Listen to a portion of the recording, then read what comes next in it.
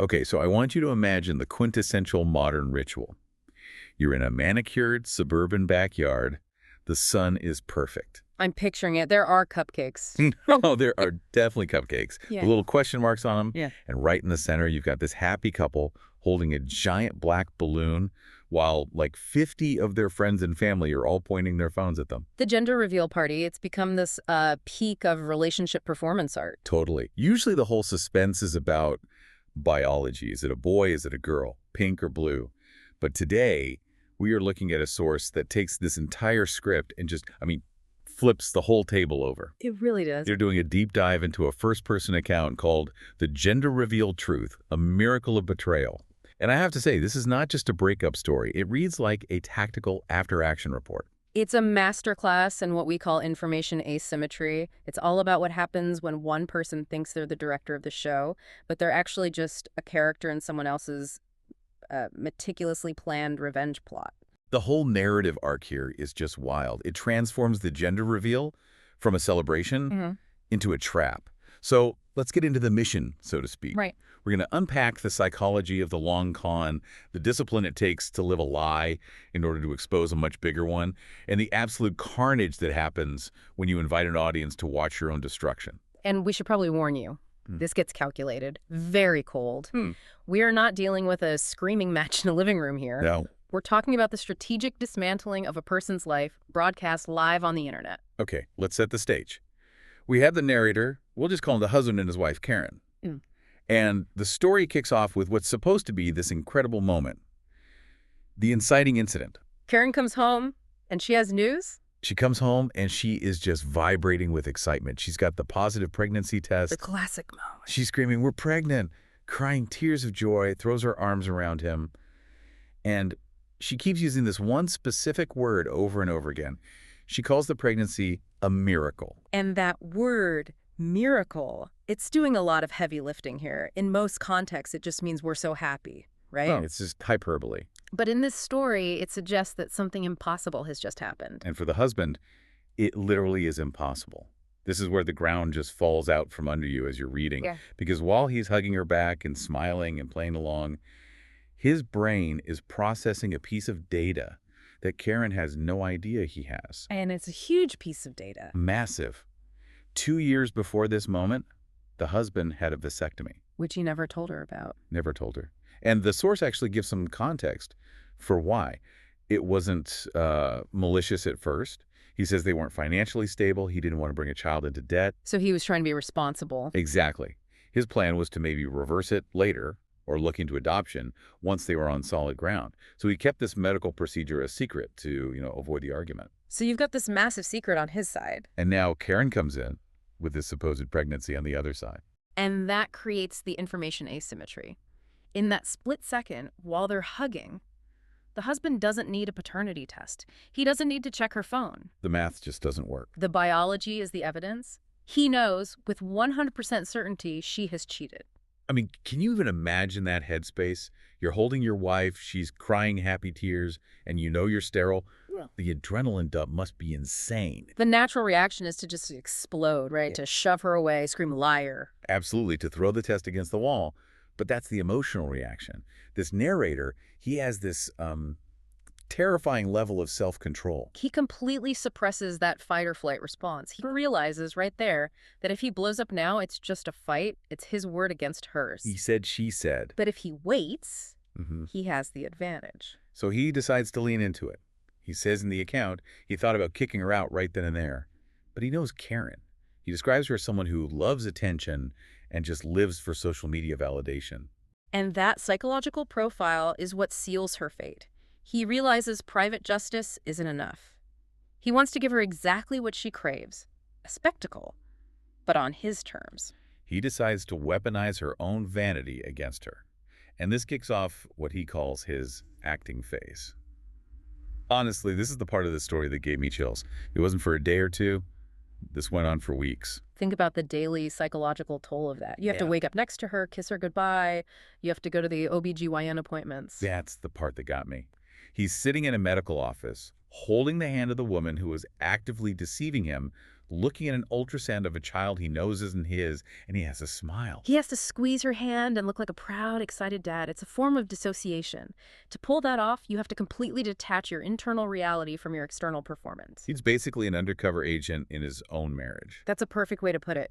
He's gathering intel while maintaining his cover. So while he's playing the doting father-to-be by day, he is running a full-blown investigation by night.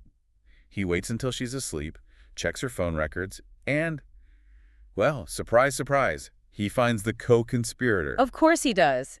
And it's always the personal trainer. It is. His name is Chad. You really can't make this stuff up. It's almost too perfect for the archetype, but the text messages he finds, they change everything. This wasn't just a simple affair. It was something much darker. No, this was a strategy. Listen to this exchange he found. Karen texts Chad, and she says, he thinks it's his. We are safe. We are safe. That's the key phrase. That implies a conspiracy. And Chad's response is even worse. He writes back, good. I can't afford a kid right now. And see, that's the smoking gun. That's what changes the husband's motivation from, heartbreak to this righteous fury. This confirms he's being used. As a walking ATM. Exactly. They are actively planning to let him raise another man's child, pay for everything, the food, the college, because Chad is broke. It's paternity fraud. It's predation. He's not a partner. He's the mark. Right, and I think that's why he felt completely justified in what came next. He realized he wasn't destroying a marriage. The marriage was already dead. He was just stopping a fraud in progress. So the plan locks into place. He decides to hijack the gender reveal party. Now, usually the husband isn't super involved in the nitty-gritty of party planning, but he steps up. He gets involved. He contacts a party planner. He calls the bakery. He tells them, hey, I want to handle the balloon filling personally. It's a special surprise for my wife. And that's just brilliant social engineering, because nobody questions an enthusiastic dad. They just think it's sweet. He uses their own societal expectations to hide the bomb he's building. So fast forward to the day of the party. The trap is set. The backyard is full. 50 guests. Her parents are there. His parents are there. And then there's one guest who, the audacity. Karen invited Chad. Staggering. It's what you'd call the normalization of deviance. She'd gotten away with the lie for so long, she felt invincible. She probably got a thrill out of having her lover and her husband in the same space. Thinking she's the only one who knows the truth. The narrator sets the scene so well. Karen is wearing a mommy-to-be sash. She's glowing. Her mom is following her around with a phone, streaming the whole thing to Instagram Live. The digital witness is rolling. And you have to notice the husband's behavior here. He's not hiding. He's out there. He's engaging. People are coming up to him asking, so you hope for a boy or a girl? And he drops this line loud enough for people to hear. He says, I just hope it has my nose.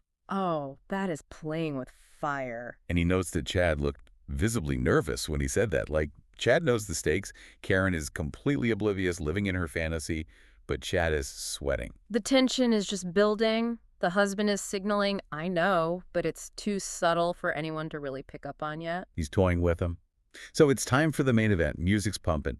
They're standing by this massive, ominous black balloon. Karen tries to hand him the pin to pop it. She says, you do the honors, honey. Which is a classic move, right? Yeah. Reinforce his role as the father. But he refuses. He completely stops the script. He looks at her and says, actually, Karen, I think you should do it. It's your surprise. That's a crucial psychological beat. He doesn't want to be the one to pop the illusion. He wants her hand on that needle. He wants her to be the agent of her own destruction. So she takes the pin. The crowd starts the countdown. You can just hear it. 5, 4, 3, 2, 1. And this is the moment. Expectation collides with the brutal reality. POP.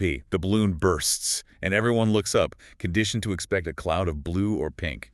But instead, it's just white. A cloud of shredded white paper. It just rains down on them. And the reaction isn't horror, it's just confusion. You can hear guests whispering, what does white mean? Like twins? The music just cuts out. The silence must have been deafening, and that silence is his platform. He grabs the microphone, no hesitation. He delivers the line. Says, it's not a boy, it's not a girl. Then this pause, and he goes, it's not mine. A total record scratch moment. But he doesn't just say it, he proves it. He points at the confetti on the ground and tells everyone, those aren't just papers. Those are shredded copies of my medical records. I had a vasectomy in 2024. I can't have children. Imagine being a guest. You're holding a cupcake, and suddenly you're staring at medical evidence of sterility. He turned a party into a tribunal. And he had one more visual aid, the banner behind them. Oh, the banner, the final touch. It originally said, boy or girl. But he had rigged a flap to fall down when the balloon popped. So now, looming over them, the banner reads, "Who is the father?" He left zero ambiguity. He made sure this was crystal clear for everyone. And then the confrontation. He turns to the crowd, points a finger directly at the personal trainer, and he says, "But don't worry, Chad here can explain everything." And that's when the fight-or-flight response kicks in instantly. Chad didn't even try to argue. The source says he literally turned around and ran, sprinted through the back gate. Which is the ultimate admission of guilt. If you're innocent, you stay. If you run, you're confessing to everyone. So Chad's gone. The husband is standing there with the mic, and Karen is just standing there, covered in shredded medical records, with her mom still filming on Instagram Live.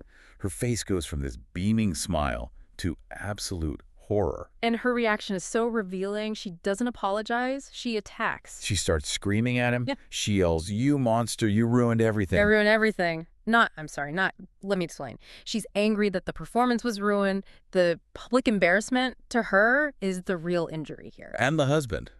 Cool as a cucumber, he just shrugs and says, "I just revealed the truth. Happy gender reveal." Ice cold. Then he walks inside, grabs a suitcase that he had already packed, and just leaves. The pre-packed suitcase, that's the detail that highlights the premeditation. He knew there was no conversation to be had after that. He had his exit strategy ready, drop the bomb, and walk away from the explosion. So let's talk about the aftermath. Because you don't just do that and go back to work on Monday. Yeah. The fallout was total. Divorce was filed immediately, obviously. But the social fallout was, I think, worse for Karen. Her parents were there. They saw the records. They saw Chad run. They weren't mad at the husband. No, they were furious at her. She humiliated the entire family in front of everyone they know. And Chad, the man she risked it all for. Blocked her number. Of course he did. He told her in the text, "I can't afford a kid." He certainly can't afford a viral scandal in a paternity suit. He just vanished. And that viral element is key, because Karen's mom didn't stop recording fast enough. The whole world saw the white confetti and the sprinting lover.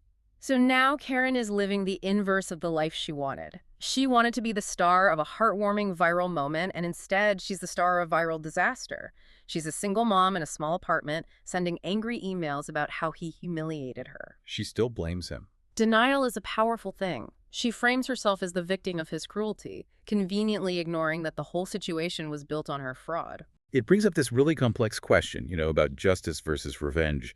He calls his story the gender reveal truth. But did he go too far? He didn't just end the relationship. He nuked her social existence. It's the question of proportionality. Was the punishment proportional to the crime? And I think you have to consider that paternity fraud, forcing a man to raise a child that isn't his, that's a profound, life-altering violation. It's 18 years of deceit. So he responded with one life-altering revelation. Right. His logic seems to be, you wanted the audience. You invited these 50 people to validate a lie. All I did was give them the truth. If the truth destroyed you, well, maybe your life was a house of cards. His closing thought in the source material is pretty simple. He wrote, "Don't invite the real father to the fake father's party." It's a solid rule of thumb. It really is. But looking at the bigger picture, this whole story is kind of a warning about the danger of performative relationships. We live in an era where everything is content. Parties, milestones, our intimacy, it's all curated for an audience. That's the big takeaway for me. When you turn your life into a performance, you lose control of the script. You invite the audience to witness whatever happens. The husband knew Karen's desire for attention was her greatest weakness, and he used the very mechanism of her deception to destroy it. It's a terrifying reminder that secrets in a relationship are like landmines. You might be able to step around them for a while, but eventually someone's going to trigger the pressure plate. And in this day and age, that explosion is going to be broadcast in 4K. I don't think I'll ever look at a black balloon the same way again. I'd just be waiting for legal documents to fall out. Or a subpoena. It's a lawsuit. Precisely. Well, that wraps up this deep dive into the dark side of gender reveals. A story about a miracle that turned into a nightmare, and a reminder to always check your sources. And your text messages. And maybe just skip the balloon. Definitely skip the balloon. Thanks for listening, everyone. We'll catch you on the next one.